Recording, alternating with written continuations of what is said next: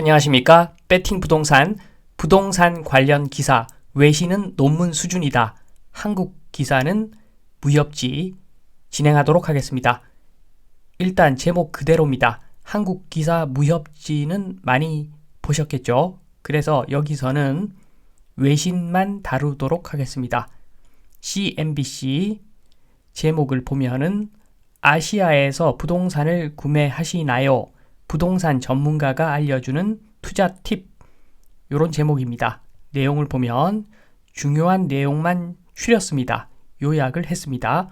키포인트는 홍콩 부동산 가격이 정점 이후에 15에서 20% 하락한 상황이기 때문에 집을 소유하고 싶다면 홍콩에서 지금이 적합한 시기이다. 요까지는 우리나라 기사랑 거의 비슷합니다.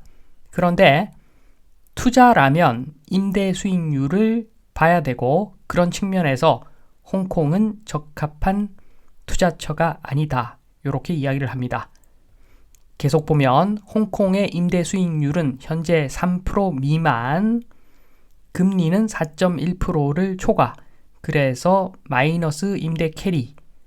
그러니까 투자할 필요가 없다는 건데 요 내용에 따르면 한국은 정말 투자하면 안 되는 곳이라는 의미가 되는 것이겠죠. 계속 보면 두 번째 부동산을 구매하는 경우에 7.5%의 신규 주거 인지세, 우리나라로 따지면은 취등록세가 되겠죠. 그러니까 투자할 이유가 단 1도 없다. 홍콩에 지금 현재. 계속 보면 호주와 뉴질랜드는 주거용이든 상업용이든 간에 임대 수익률이 6에서 8% 정도 된다. 일본도 5에서 6% 정도 된다. 그러니까 홍콩, 호주, 일본 세 곳만 비교하면은 1등 호주, 2등 일본, 3번 홍콩 순으로 투자 매력이 있다. 이런 기사입니다. 이 기사의 주요 내용을 한번 살펴봅니다. 한국 부동산, 특히 아파트죠. 한국 부동산 시장은 외딴 섬이라고 볼 수가 있습니다. 앞서 보시면 아시겠지만 임대 수익률 이런 개념 자체가 아예 적용이 안 되는 시장입니다. 그리고 잘 아시겠지만 외국인들 우리나라 부동산 많이 산다고 하지만 극소수의 중국 사람 빼면은 살 사람이 없습니다. 저반 시설 설치가 어려운 섬이라고 보시면 됩니다. 섬 사람들끼리 거래를 해야 되는데 그러면은 대한민국 부동산의 미래, 서울 부동산의 미래도 제 머릿속에 떠오르는 말은 순망치안입니다. 결국은 우리끼리 사고 팔아야 되는데 인구 문제가 전적으로 영향을 주는 요소인데 거기다가 순망치안이라는 말도 있죠. 입술이 없으면 이가 시리다는 뜻으로 한쪽이 망하면 다른 한쪽도 영향을 받아 온전하기가 어렵다. 요게 순망치안인데 쉽게 이야기하면 모래성이 중간은 잘 버티고 있는 것처럼 보여도 붕괴의 시작은 가장자리 균열에서 시작되고 어느 순간 티가 확 나게 되어 있습니다. 어느 순간 무너진다는 거죠. 센터도 무너집니다. 요게 첫 번째. 두 번째는 아파트 사는 사람은 99.99% 투자용으로 산다. 대한민국에서. 제가 증명을 해 보이겠습니다. 한마디로 증명을 합니다. 아파트 투자용 매수 맞지요? 왜냐하면 아파트 사는 사람들은 첫 번째 더 오를까봐 산다. 두 번째 오를 것 같아서 산다.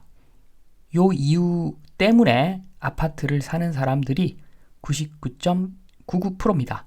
그래서 대한민국에서 아파트 매수는 거의 100% 투자용입니다. 따라서 투자용으로 부동산을 사는데 그러면 기사에 있는 내용과 같이 투자용이기 때문에 주택이든 상업용이든 간에 임대 수익률을 계산해야 되는데 대한민국 현실은 2% 언더입니다. 세전입니다. 세후도 아니라 세후도 아니라 세전에 대부분의 아파트가 2% 언더입니다.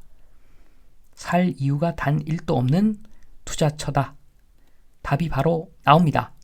세 번째, 초저금리 일본 부동산 임대 수익률이 5에서 6%라고 기사에 나와 있습니다. 이것은 이해가 안 될 것 같지만 저는 이해가 됩니다. 그러니까 일본은 초저금리죠. 초저금리입니다.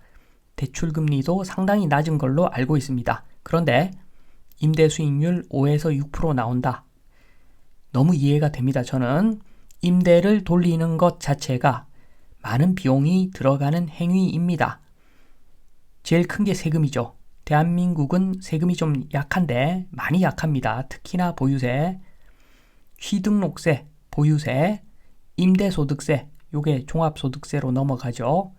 이런 세금이 일단 가장 큰 비용이고, 그리고 두 번째 다른 비용들, 감가상각에 따른 수리비, 복비도 줘야 되고 공실에 따른 비용도 줘야 됩니다. 다양한 비용이 들어갑니다. 임대를 돌리다 보면. 그리고 무엇보다도 노동이 들어가죠. 노동이 들어갑니다.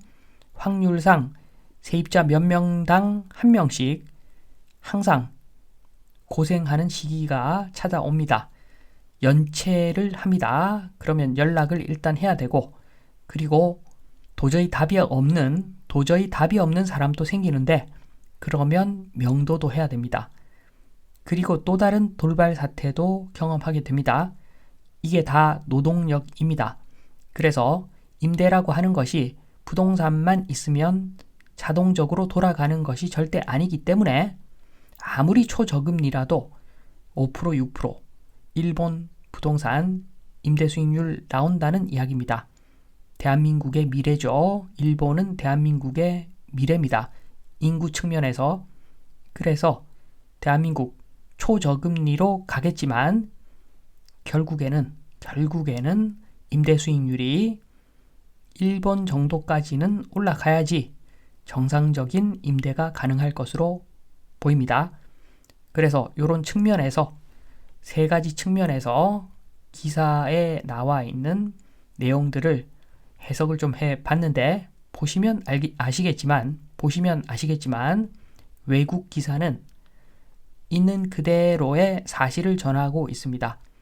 그리고 약간의 지식, 대한민국 기사를 보고 부동산 사면은 망합니다. 확실하게 망합니다. 부동산 기사는 외신만 보아라 말씀을 드리면서 이만 마치겠습니다. 감사합니다.